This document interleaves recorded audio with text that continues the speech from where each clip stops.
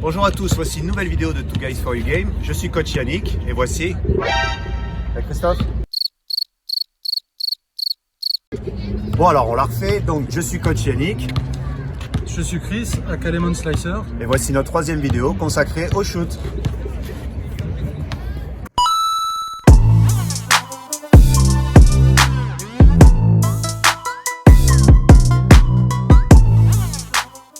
Alors, le shoot, c'est l'action de propulser ce ballon avec la main dans ce panier.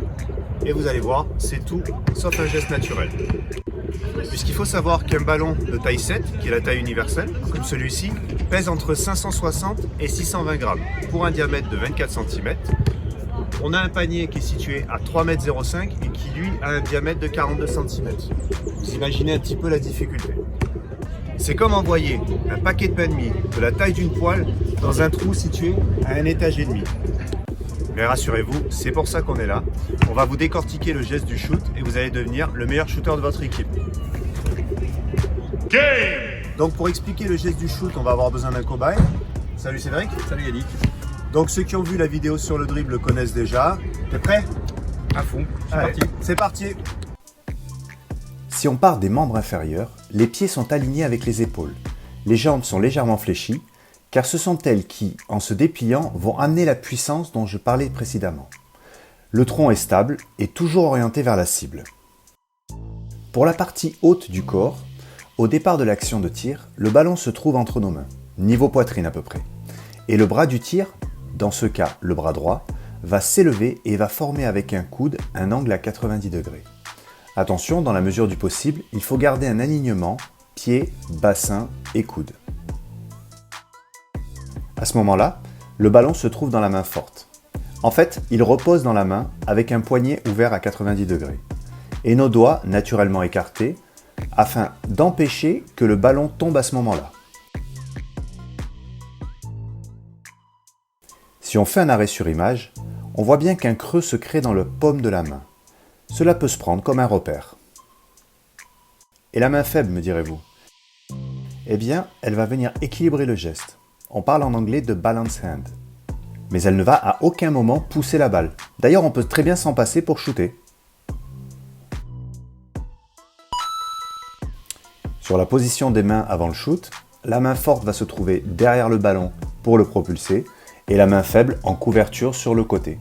À aucun moment, les mains ou les doigts se touchent ou se chevauchent. Le dernier point important sont les yeux, qui doivent fixer l'objectif, en l'occurrence le panier, et ce, dès le début du mouvement de shoot. On n'a pas parlé du gainage, il est vraiment important d'avoir le corps le plus verrouillé possible afin de ne pas perdre l'alignement avec le panier. Nous sommes donc prêts à lancer le ballon grâce à la puissance transférée du bas vers le haut, et ce, en direction du panier. L'épaule élève le bras, qui s'arme comme une catapulte grâce à la flexion du coude pour propulser le ballon. À ce moment précis, le poignet se plie presque à 180 degrés par rapport à sa position précédente et les doigts viennent terminer le geste en fouettant la balle pour la faire arriver plus doucement sur le cercle, en lui donnant un effet arrière. Un peu comme le backspin pour ceux qui jouent au golf. Finalement, le shooter gardera son poignet cassé en direction du panier environ 2 secondes, comme pour aider le ballon à rentrer. Ce geste vous aidera à ne pas freiner votre mécanique et d'être un petit peu court. Un peu comme un sprinter qui continue sa course en franchissant la ligne d'arrivée et qui ne freine pas avant. Ça y est, vous savez tirer. Mais maintenant, il faut marquer.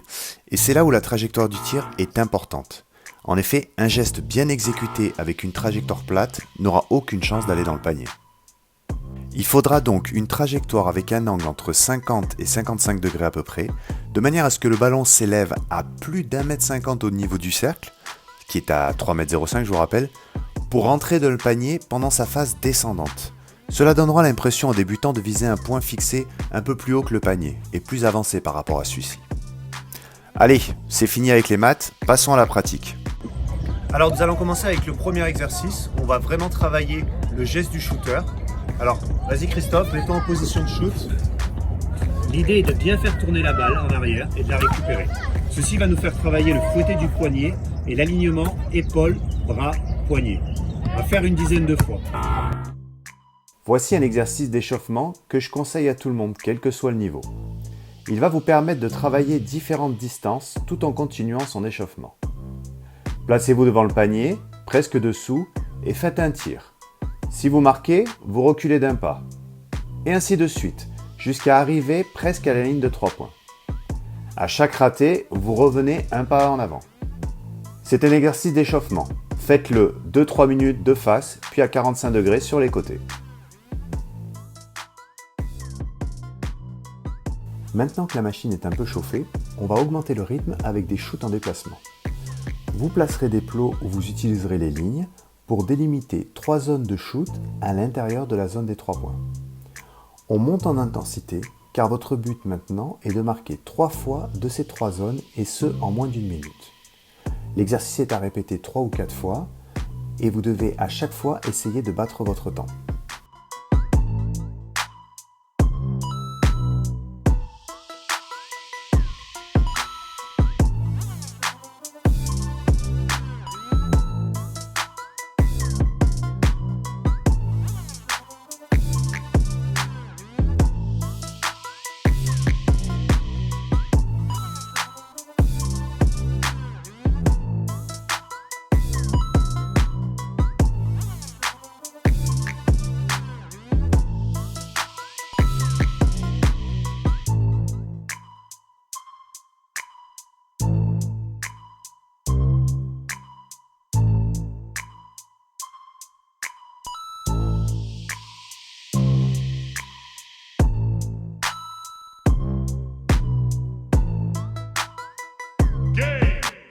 Voici pour finir un exercice qui va vous entraîner à tirer en mode automatique, ce qui est le but recherché en match.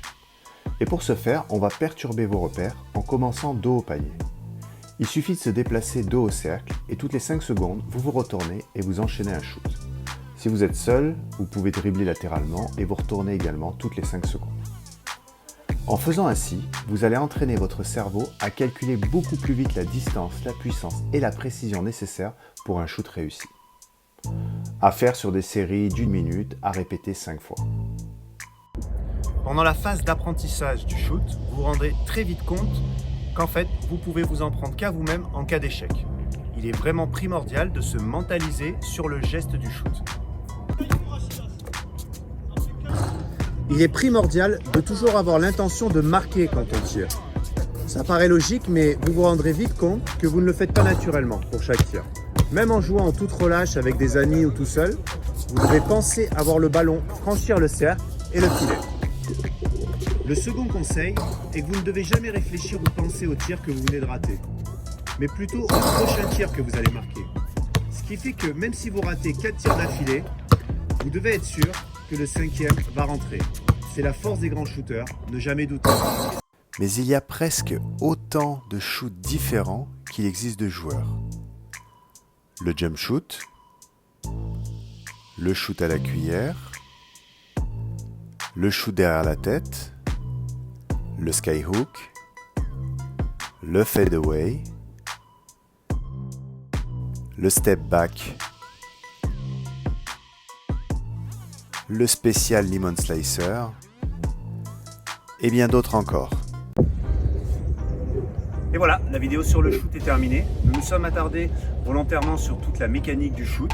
Encore un grand merci Cédric pour t'être prêté à l'exercice. C'était un plaisir. C'est cool. Alors n'hésitez pas à laisser un commentaire et surtout, laissez un pouce bleu, abonnez-vous, ça aide au référencement de la chaîne. À bientôt.